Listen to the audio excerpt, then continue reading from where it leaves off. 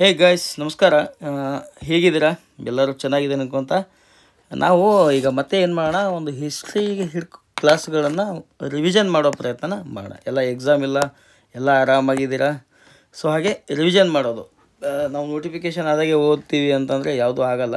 So ಹಾಗಾಗಿ revision ಮಾಡೋದು. ಅದಕ್ಕೋಸ್ಕರನೂ ಪೋರ್ಚುಗೀಸರಿಂದ ಅಷ್ಟು ಹಿಡಿದು ಪ್ರತಿಯೊಂದು ರಾಜಮನೆತನಗಳು ಮತ್ತು ಈ ಒಂದು ಕಂಪನಿಗಳೇನು ಬಂದವಲ್ಲ ಹೊರಗಿಂದ, ಡಚ್ಚರ್ದು, ಫ್ರೆಂಚರ್ದು, ಈ ಥರ ಅವುಗಳನ್ನು ಕೂಡ ಒನ್ ಬೈ ಒನ್ ಡಿಸ್ಕಸ್ ಮಾಡೋಣ. ಫಸ್ಟು ಪೋರ್ಚುಗೀಸರು ಹೆಂಗೆ ಬಂದರು, ಯಾಕೆ ಬಂದರು, ಎಲ್ಲ ಉದ್ದೇಶ ಎಲ್ಲನೂ ನಿಮ್ಗೆ ಗೊತ್ತಿದ್ದರೂ ಕೂಡ ಕೆಲವೊಂದು ಗೊತ್ತಿಲ್ಲದಿರುವಂಥ ಪಾಯಿಂಟ್ಗಳನ್ನ ಡಿಸ್ಕಸ್ ಮಾಡೋಣ. ಸೊ ಗೊತ್ತಿದ್ರೂ ಪರವಾಗಿಲ್ಲ, ರಿವಿಷನ್ ಮಾಡ್ಬೋದು.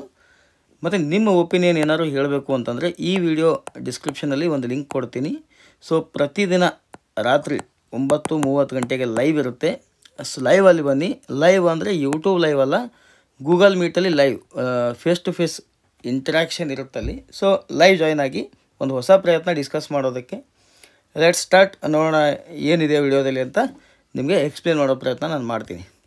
ಸೊ ಇಲ್ಲೇನಾಗುತ್ತೆ, ಆಟೋಮನ್ ಎಂಪೈರ್ ಇರ್ತಿಲ್ಲಿ. ಆಟೋಮನ್ ಟರ್ಕರು ಈ ಒಂದು ಕಾನ್ಸ್ಟಂಟಿನೋಪಲ್ ಅನ್ನೋ ಒಂದು ಈ ಪ್ರದೇಶನ ಅವರು ತಮ್ಮ ವಶಕ್ಕೆ ತಗೊಳ್ತಾರೆ. ಈ ವಶಕ್ಕೆ ತಗೊಂಡಾಗ ಇದರಿಂದ ಸಂಪೂರ್ಣವಾಗಿ ಈ ಕಡೆ ಏಷ್ಯಾದ ಕಡೆಗೆ ಏನು ವ್ಯಾಪಾರ ಇರ್ತದ ಯುರೋಪಿಯನ್ನರದು ಅವ್ರದ್ದು ಕಂಪ್ಲೀಟಾಗಿ ಸ್ಟಾಪ್ ಆಗಿಬಿಡ್ತದೆ. ಸೊ ಸ್ಟಾಪ್ ಆದಾಗ ಈ ವಿನಿಮಯ ಮತ್ತು ವಿಯೋಗ ಕಂಪಲ್ಸರಿ, ಇದು ಕೊಡೋದು ತಗೊಳ್ಳೋದು ಪ್ರಾಡಕ್ಟ್ಸ್ ಆಗಿರ್ಬೋದು. ಸೊ ಹಾಗಾಗಿ ಕಂಪ್ಲೀಟಾಗಿ ಏನು ಕ್ಲೋಸ್ ಆಗ್ತದಲ್ಲ, ಇಂಪೋರ್ಟೆಡ್ ಎಕ್ಸ್ಪೋರ್ಟ್ ಎರಡೂ ಕ್ಲೋಸ್ ಆದಾಗ ಜನಕ್ಕೆ ಇದಾಗಲ್ಲ, ಏನಾದ್ರು ಮಾಡಬೇಕು ಅಂತ. ಸೊ ಇಂಪಾರ್ಟೆನ್ಸ್ ನೋಡಿ, ಅದು ಯಾವ ಥರ ಇತ್ತು ಅಂತಂದರೆ, ಈ ಲಂಡನಿಂದ ಈ ಥರ ಬಂದು ಇಲ್ಲಿಷ್ಟು ಸುತ್ತ ಹಾಕ್ಕೊಂಡು ಬಂದು ಮೇನ್ ಲ್ಯಾಂಡಿಗೆ ರೀಚ್ ಆಗ್ತಿದ್ರು. ಸೊ ಮುಂಚೆ ಹೆಂಗಿತ್ತು, ಇದಕ್ಕೂ ಮುಂಚೆ ಇಲ್ಲಿಂದೇನೋ ಬಂದರು, ಈ ಥರ ಬಂದು ಜಸ್ಟ್ ಸಿಂಪಲ್, ಬಹಳ ಸಣ್ಣದು ಒಂದು ಸೀವೆ ಇತ್ತು, ಅದರಿಂದ ಬರ್ತಿದ್ರು. ಸೊ ನೆಕ್ಸ್ಟ್ ಏನಾಯಿತು, ಇಲ್ಲಿ ಕ್ಲಿಯರ್ ಆಗಿದೆ. ಕಾನ್ಸ್ಟಂಟಿನೋಪಲ್ ಸಣ್ಣ ಪ್ರದೇಶ, ಈ ಒಂದು ಭೂಪ್ರದೇಶಕ್ಕೆ ಹೊಂದಿಕೊಂಡಿರೋದನ್ನು ಈ ಕಡೆ ಅವರು ವಶಕ್ಕೆ ತಗೊಂಡಾಗ ಕಂಪ್ಲೀಟ್ ಸ್ಟಾಪ್ ಆಗ್ತದ್ದು. ಸೊ ಈ ಒಂದು ಮೇನ್ಲ್ಯಾಂಡಿಂದ ಬಂದು ಇಲ್ಲಿಂದ ಬಂದು ಜಸ್ಟ್ ಈ ಥರ ಬಂದರೆ ಮುಗೀತು, ಕಂಪ್ಲೀಟಾಗಿ ಅವರಿಗೆ ಭೂಪ್ರದೇಶ ಸಿಗ್ತಿತ್ತು. ಈಗ ಸ್ಟಾಪ್ ಆಯಿತು. ಸ್ಟಾಪ್ ಆದಾಗ ಎಲ್ಲ ವ್ಯಾಪಾರ ವಹಿವಾಟುಗಳು ನಿಂತುಬಿಟ್ಟಾಗ ಒಬ್ಬ ವ್ಯಾಪಾರಿ, ದೊಡ್ಡ ವ್ಯಾಪಾರಿ, ವಾಸ್ಕೋ ಡಿ ಗಾಮನ ನಾವಿಕ ಅಂತ ಹೇಳ್ತಾರೆ, ನಾವಿಕ ಅಲ್ಲ, ಆತ ವ್ಯಾಪಾರಿ. ಸೊ ಆತ ಏನು ಮಾಡ್ತಾನೆ, ತಾನು ಒಂದು ಹೊಸ ಪ್ರಯತ್ನ ಮಾಡಿಬಿಟ್ಟು ಭಾರತಕ್ಕೆ ಬಂದು ತಲುಪ್ತಾನೆ. ಇಲ್ಲಿಂದ ಬಿಡ್ತಾನೆ ಪೋರ್ಚುಗಲಿಂದ, ಈ ಥರ ಒಂದು ರೂಟ್ ಟೋಟಲಿ ರೌಂಡ್ ಹಾಕ್ಕೊಂಡು ಕೊನೆಗೆ ಭಾರತಕ್ಕೆ ಬಂದು ಮುಟ್ತಾನೆ, ಕ್ಯಾಲಿಕಟ್. ಸೊ ಯಾವಾಗ ಅದೆಲ್ಲರಿಗೂ ಗೊತ್ತಿದೆ, ಅದು ನಿಮ್ಗೆ 1997 99 ಅಂತ ನಾವು, ಇದು 98ನ ಬರ್ತಾನೆ ಮತ್ತು 99ನ ಹೋಗ್ತಾನೆ. ಈತನೇ ವಾಸ್ಕೋ ದ ಗಾಮ. ಓಕೆ, ಅವನು ಅವನ ತಮ್ಮ ಬರ್ತಾರೆ. ಸೊ ಟೋಟಲಿ ಅವನ ಜೊತೆ ಯಾರ್ಯಾರು ಬರ್ತಾರೆ, ಏನೇನು ಮಾಡ್ತಾರೆ, ಟೋಟಲಿ 450 ವರ್ಷ ಅವರು ಭಾರತದಲ್ಲಿ ರೋಲ್ ಮಾಡ್ತಾರೆ. ಸೊ ಒನ್ ಬೈ ಒನ್ ಅವರು ಏನು ಮಾಡಿದ್ರು ಏನು ಅಂತ ಒಂದು ಸ್ಮಾಲ್ ಪ್ರೆಸೆಂಟೇಷನ್ ಟೈಪ್ ಇದೆ, ಬನ್ನಿ ನೋಡೋಣ. ವಾಸ್ಕೋ ಡಿ ಗಾಮ ಫಸ್ಟ್ ಬಂದನು, ಇದು ನಿಮ್ಗೆ ಗೊತ್ತಾ. ಸೊ ಅವನ ಜೊತೆ 170 ಜನನ ಕರ್ಕೊಂಡ್ಬಂದಿರ್ತಾನೆ. ಸೊ ಇಂಪಾರ್ಟೆಂಟ್ ಇಲ್ಲ, ಆದರೂ ಒಂದು ಸಲ ನೋಡಿದ್ರೆ ಏನಾಯಿತು ಅಂತ ನಾನು ರೆಡಿ ಮಾಡಿದ್ದೀನಿ. ಓಕೆ, 4 ಶಿಪ್ಪಲ್ಲಿ ಬಂದುಬಿಡ್ತಾರೆ ಅವರು. ಆ ಶಿಪ್ಗಳ ಹೆಸರು ಕೂಡ ಇದೆ, ಒನ್ ಬೈ ಒನ್ ನೋಡೋಣ. ಅರೌಂಡ್ 170. ಓಕೆ, ಗ್ಯಾಬ್ರಿಯಲ್ಗೆ ವಾಸ್ಕೋ ಡಿ ಗಾಮನೇ ಕಮಾಂಡ್ ಮಾಡ್ತಾ ಇರ್ತಾನೆ, ಗ್ಯಾಬ್ರಿಯಲ್ಗೆ. ಓಕೆ, ಮತ್ತು ನೆಕ್ಸ್ಟ್ ರಫೇಲ್, ಇದನ್ನು ಅವ್ರ ತಮ್ಮ ಮಾಡ್ತಾನೆ, ಪೌಲ್. ಸೊ ಇನ್ನೂ ಒಂದು ಸ್ಮಾಲ್ ಶಿಪ್ ಇರ್ತದೆ, ಅದು ಸಪ್ಲೈ ಶಿಪ್, ಅದು ಒಂದು ಟೈಪು. ಆ ಒಂದು ಶಿಪ್ಪಿಂದ ಈ ಶಿಪ್ಪಿಗೆ, ಈ ಶಿಪ್ಪಿಂದ ಆ ಶಿಪ್ಪಿಗೆ ಏನಾದ್ರು ಬೇಕು ಐಟಮ್ಸ್ಗಳನ್ನು ಸಪ್ಲೈ ಮಾಡೋದಕ್ಕೆ ಒಂದು ಸ್ಟಾಕ್. ಸುಮಾರು 3 ತಿಂಗಳು 4 ತಿಂಗಳು ಇವರು ಏನು ಒಂದು ಜರ್ನಿ ಇರ್ತದಲ್ಲ, ಸೊ ಕಂಪ್ಲೀಟಾಗಿ ಎಲ್ಲನೂ ರೆಡಿ ಮಾಡಿಕೊಂಡು ಬಂದಿರ್ತಾರೆ. ಸೊ ಫೈನಲಿ ಬಂದು ಕೇರಳದ ಕ್ಯಾಲಿಕಟ್ ಬಂದು ಮುಟ್ತಾರೆ. ರಾಜ ಜಾಮ್ರೂನ್ ಅವ್ರಿಗೆ ವೆಲ್ಕಮ್ ಮಾಡ್ಕೋತಾರೆ. ಸೊ ವೆಲ್ಕಮ್ ಮಾಡ್ಕೊಂಡಾಗ ಜಾಮ್ರೂನ ಏನು ವ್ಯಾಪಾರಗಳು ಚಾಲೂ ಆಗ್ತಾವ, ವ್ಯಾಪಾರ ಮಾಡ್ತಾರೆ. ವ್ಯಾಪಾರ ಮಾಡಿಕೊಂಡು ವಾಪಸ್ ಹೋಗ್ತಾರೆ. ವಾಪಸ್ ಹೋದಾಗ ಅಲ್ಲಿ ಪೋರ್ಚುಗಲಲ್ಲಿ ದೊಡ್ಡ ಸುದ್ದಿ 1940 ಹಿಡಿದಿದ್ದು. ಏನು ಸುದ್ದಿ ಅಂತಂದ್ರೆ, ಇಲ್ಲಿಂದ ಏನು ಮಸಾಲ ಪದಾರ್ಥಗಳನ್ನು ತೊಗೊಂಡು ಹೋಗಿರ್ತಾರಲ್ಲ, ಅಲ್ಲಿ ಸುಮಾರು 60% ಪ್ರಾಫಿಟ್ ಮಾಡ್ತಾರೆ ಅದ್ರ ಮೇಲೆ. 60% ಪ್ರಾಫಿಟ್ ಆ ಐಟಮ್ಸ್ ಮೇಲೆ. ಸೊ ಹೀಗಾಗಿ ದೊಡ್ಡ ಸುದ್ದಿ ಆಗಿಬಿಡ್ತದೆ. ದೊಡ್ಡ ಸುದ್ದಿ ಆದಾಗ ಮತ್ತೆ ಏನು ಮಾಡ್ತಾನೆ ಆತ, ಈ ಇವನಿಗೆ ಗೊತ್ತಾಗ್ತದೆ, ಯಾರು ಪೋರ್ಚುಗಲ್ ರಾಜ ಮ್ಯಾನ್ಯುಯಲ್ 1. ಸೊ ಇವ ಏನು ಮಾಡ್ತಾನೆ, ಇಲ್ಲ ಇದು ಈಗ ಇಂಟರ್ನ್ಯಾಷನಲ್ ವಿಷಯ ಅದ, ಇಂಟರ್ನ್ಯಾಷನಲ್ ವ್ಯಾಪಾರ ಅದ, ವೈಯಕ್ತಿಕ ಯಾರೂ ಹೋಗಂಗಿಲ್ಲ, ನಾವು ಒಬ್ಬ ಇವನಿಗೆ ನೇಮಿಸ್ತೀವಿ ಅಂತ ಹೇಳ್ತಾನೆ.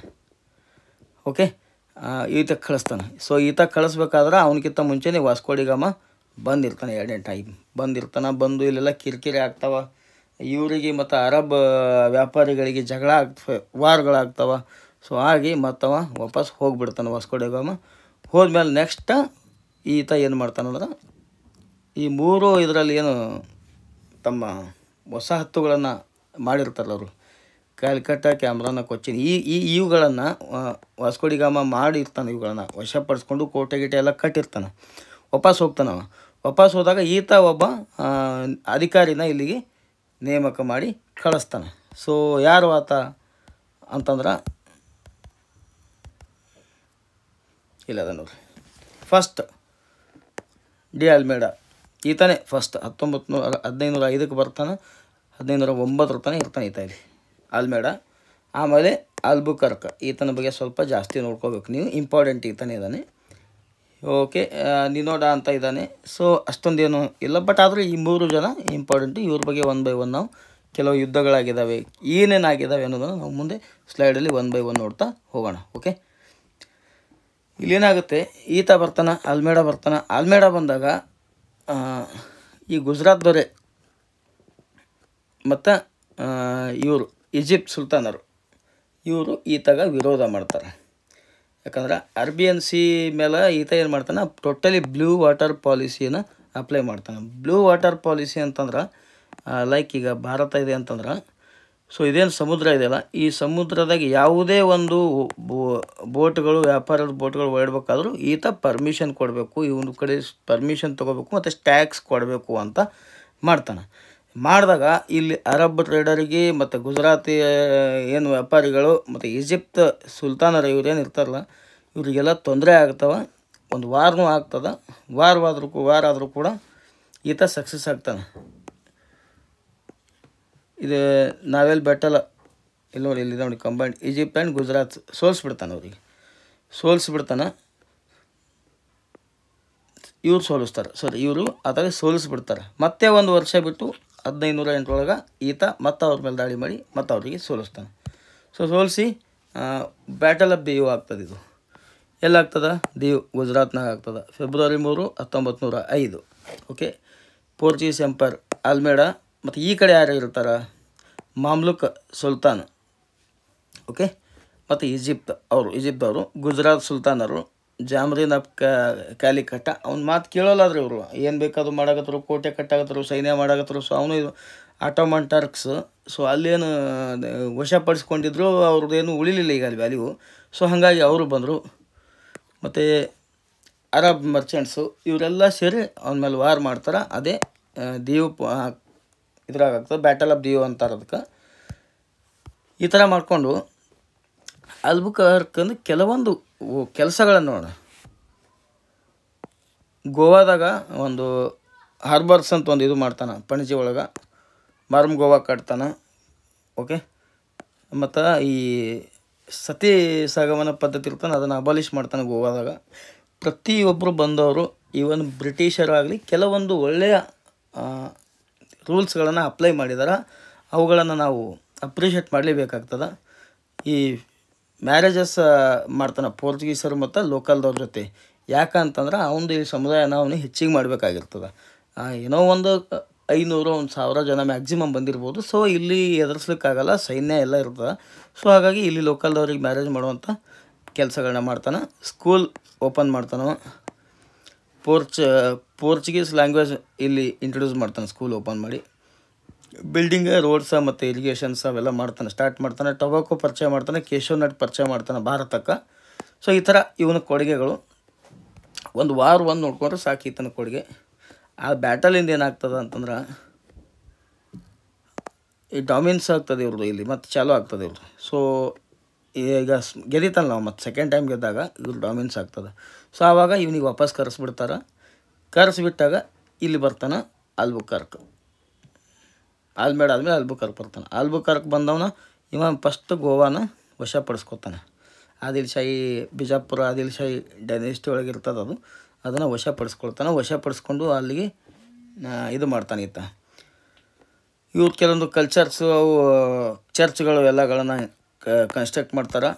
ಸೊ ಈ ಥರ ಆಲ್ಬುಕರ್ಕಂದು ಕೆಲವೊಂದು ಇದಾವೆ ಒಳ್ಳೆಯ ಕೆಲಸಗಳು ಮಾಡಿರೋದು.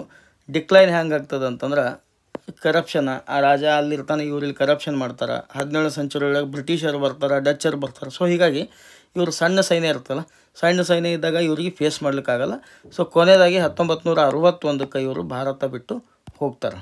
ಓಕೆ, ಈ ಒಂದು ಪೋರ್ಚುಗೀಸರು ಯಾವಾಗ ಬಂದರು, ಏನು ಮಾಡಿದ್ರು, ಯಾವ್ಯಾವ ರಾಜ್ಯ ಜೊತೆ ಯುದ್ಧ ಮಾಡಿದ್ರು ಅಷ್ಟೇ, ಅದಕ್ಕೆ ಬಿಟ್ಟು ಬೇರೆ ಏನೂ ಇಲ್ಲ ಇವ್ರದ್ದು. ಸ್ಮಾಲ್ ಒಂದು ಯಾವ ಥರ ಅಂದ್ರೆ ಒಂದು ಟೈಮ್ ಲೈನ್ ವೈಸ್ ಹಾಕೋಬೇಕು ನಾವು.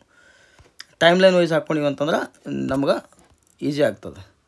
ಓಕೆ, ಸೊ ಏನಾದರೂ ಡೌಟ್ಸ್ ಇದ್ದರೆ ಈ 3 ಕ್ವಶನ್ಸ್ಗಳನ್ನು ನೀವು ಅಟೆಂಪ್ಟ್ ಮಾಡಿರಿ. ಓಕೆ, ಈ 3 ಕ್ವಶನ್ಗಳನ್ನು ನೀವು ಅಟೆಂಪ್ಟ್ ಮಾಡಿದ್ರೆ, ಒಂದು ವೇಳೆ ಓದಿದ್ರೆ ಈ ಟೋಟಲ್ ಸ್ಟೋರಿ ನಿಮ್ಗೆ ಅರ್ಥ ಆಗ್ತದೆ. ಇಲ್ಲ ನಿಮ್ಗೆ ಅರ್ಥ ಆಗಿದೆ ಅಂದರೆ ಒಂದು ವೈಟ್ ಪೇಜ್ ಮೇಲೆ ಬರೀರಿ. ಸೊ ಇವತ್ತಿನ ವೀಡಿಯೋನ ಮುಗಿಸ್ತಾ ಇದ್ದೀನಿ.